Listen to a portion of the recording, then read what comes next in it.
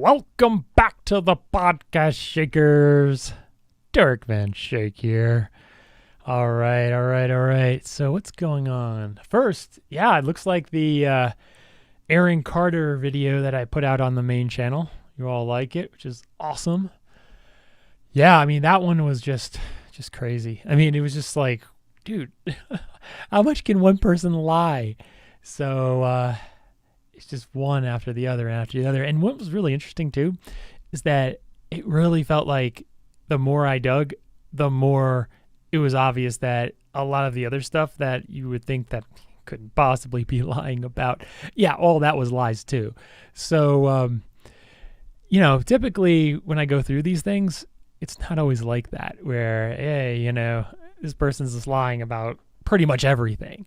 So it was quite odd to see that. And that video could have just kept on going. Like literally like everything that I didn't specifically dig into, like could probably be dug into and it would either be like a partial lie, an embellishment, or just a complete bold-faced lie. I hope he gets help. So there's this picture that Trump posted on his Twitter account. And it's a picture of Nancy Pelosi pointing her finger at Donald Trump, or at least in the direction of Donald Trump. And it looks like Donald Trump is yelling back at her. And, everyone's basically accusing everyone of being unhinged. I think the Democrats first came out and said, Trump's unhinged and things like that. And then, and then Trump posts this picture with Nancy Pelosi pointing the finger at him. And it's kind of like, well, she was the one who was unhinged, and back and forth. But what I want to do with you guys is analyze the body language in this picture here. And because this has been really getting a lot of attention. So it looks like we have the Republicans on one side and we have the Democrats on the other. So, of course, the Republicans are on the right of the picture. I'm posting this picture up on the screen for those of you who have video. And the Democrats are on the left side of the photo. So, the first thing I want to say is that if you're really serious about getting something done, I would recommend, and this goes completely contrary to pretty much everything in Washington and how these meetings are set up. And some people will say, oh, that's completely ridiculous, don't do that. But I think in a meeting like this specifically, if you really want to get something done and, have people come together and create some collaboration between the two parties and between the two sides, you don't sit so adversarial is the first thing. You have all of Trump's people, I guess they're all Republicans, basically, I would think, including the general, I would assume, to some extent. And then you have the Democrats on the left with, Chuck Schumer, Nancy Pelosi, Bob Menendez, which I actually met Bob Menendez in New Jersey. He's a senator from New Jersey.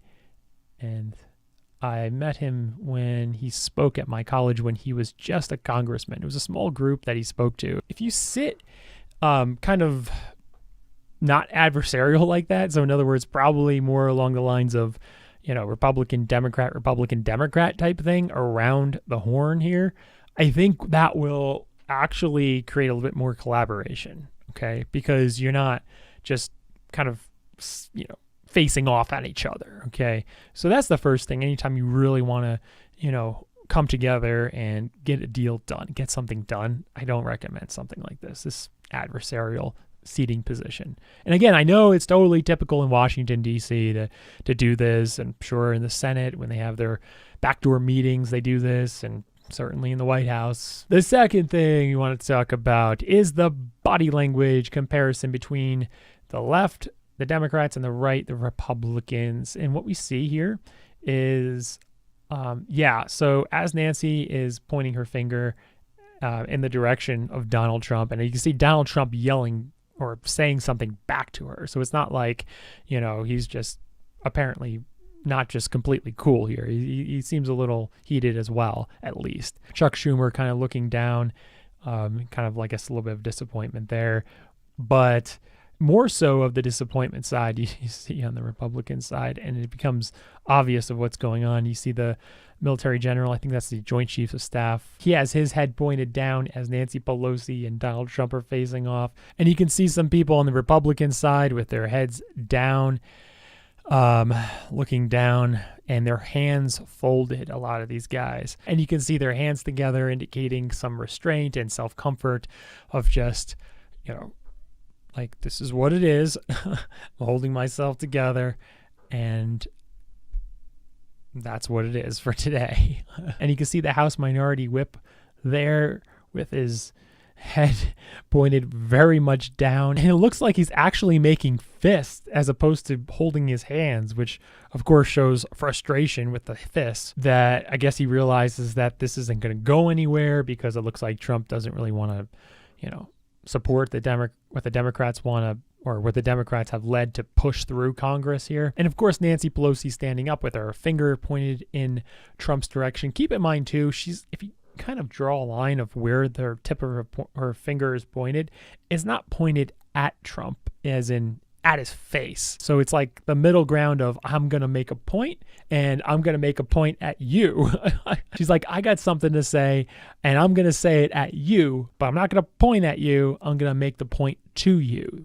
Right? Is the difference. I suppose this is when things deteriorated in this meeting, because you can see this congressman kind of looking away in disappointment with his lips pursed. Again, sign of disappointment. Very rarely do we ever see, Republicans and Democrats coming together and saying, hey, we all want to do this, but yet the president of the United States says, absolutely not, and I'm standing behind my previous decision. So it's going to be interesting how this all shakes out, because again, this is bipartisan support. So, I mean, this hardly ever happens. It's very rare to have both Republicans and Democrats on the same side of something where the president is like, absolutely not, I mean, typically, you'll have it split where, hey, maybe most of the Republicans are on this side, most of the Democrats on this side. Very rarely it's most of the Republicans and Democrats are on this side. You have a few Congress people that are not, and then you have the president. I mean, that hardly ever happens. So this is all going to be very interesting how it shakes out. It is, of course, sad that people are dying in Syria and that whole region there, and it has caused a not so easy situation. What's also interesting that I did not know about this until I guess yesterday, and I guess it was like, wow, that makes sense. That when something like this happens, that's what's going to happen too, is that we flew some, I think it was F-16s in over Syria and then bombed our own bases and factories and facilities, because you kind of guess why, because we're pulling out and we don't want all that to go into the enemy hands. A lot of history went into not only, of course, creating the facilities and all that, but creating the relationships and having all that just gone one day. And whether you're for it or against it, that's for you to decide. So, all right. That's what I got for you. So in the comments section, what do you think about all this? Are you for the U.S. presence in Syria? Or are you against it? Let everyone know in the comments below. Remember to hit that subscribe button so you don't miss out on new body language, investigative, and motivational videos where we always seem to shake up YouTube. And I'll see you at the top.